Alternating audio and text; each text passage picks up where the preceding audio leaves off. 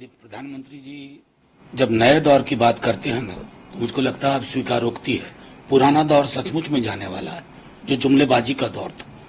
जो प्रधानमंत्री 14 में 2 करोड़ रोजगार प्रतिवर्ष की गारंटी पे आया हो, उसकी जुबान से रोजगार शब्द न निकले, महंगाई शब्द न निकले, आर्थिक सामाजिक न्याय पे चुप रहे, उस प्रधानमंत्री का ये कहना कि नया दौर आने वाला है, ये स्वीकारोक्ति है।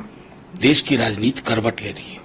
बदलाव 4 जून से होगा और वो बदलाव संविधान के पक्ष में होगा, युवाओं के रोजगार के पक्ष में होगा, सामाजिक सौहार्द के पक्ष में होगा। जहां नफरत की नुकीली दीवारें खड़ी कर दी गई हैं 10 वर्ष में, तो प्रधानमंत्री जी इस कन्फेशन के लिए आपका थैंक यू वेरी मच।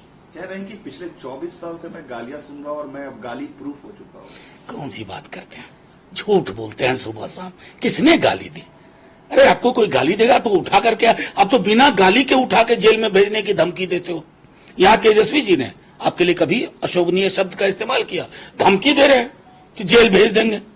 आपने सबको एक एक करके गाली दी है। मुजरा क्या है? आभूषण है।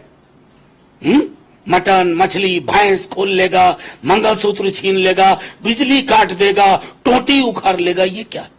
ये प्रधानमंत्री की भाषा है? कोई नहीं गाली दे रहा प्रधानमंत्री जी। आपको सपने में वो ख्याल आते हैं वो जो दिन भर आप खुद करते रहते हैं। उन्होंने कहा कि रिजर्वेशन इस चुनाव का की इशू है और आप लोग वोट बैंक की पॉलिटिक्स करते हैं ऑपोजिशन। मैं प्रधानमंत्री जी की अब ऐसा बोलने लगे हैं, किसी बात को गंभीरता से नहीं लेता हूं। रिजर्वेशन खत्म करने में प्रधानमंत्री जी आपकी महती भूमिका है। आरक्षण के अंदर 15-16 जो संविधान की धारा है, सरकारी नौकरी में आरक्षण है। आपने सरकारी नौकरियां कितनी दी है? आरक्षण तो यूं ही खत्म कर दिया। हाँ, आपके लोगों ने तो प्रियम्बल तक बदलने की कोशिश की। मैं सदन में था।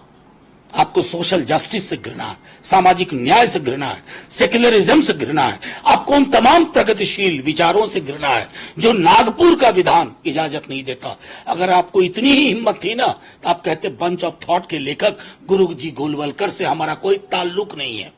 आप नहीं कर पाएंगे।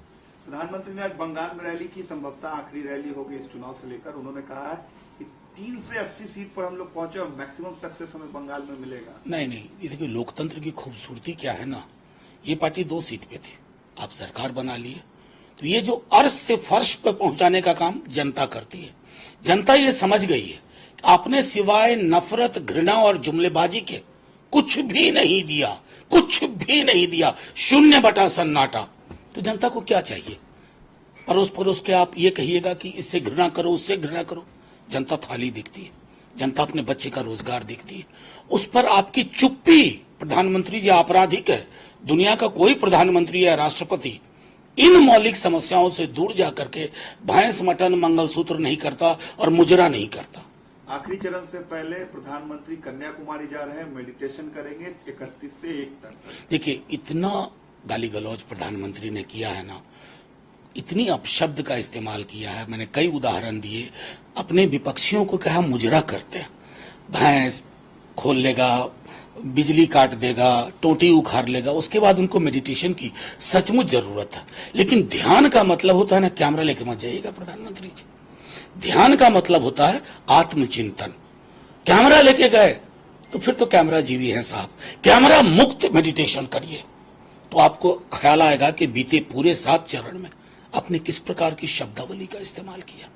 उसके लिए प्रायश्चित भी कर लीजिएगा उस मेडिटेशन में, वो ज्यादा उचित है। बाकी ये वाला जो ट्रिक है ना, ये घिस काफी चुका है। इसलिए मैं बार बार आग्रह कर रहा हूं कि बिना कैमरे के प्रधानमंत्री जी आप ध्यान में जाइए। हमें कोई विजुअल्स नहीं चाहिए, बहुत सारे विजुअल्स है आपके, तब समझूंगा कि आपने ध्यान किया है।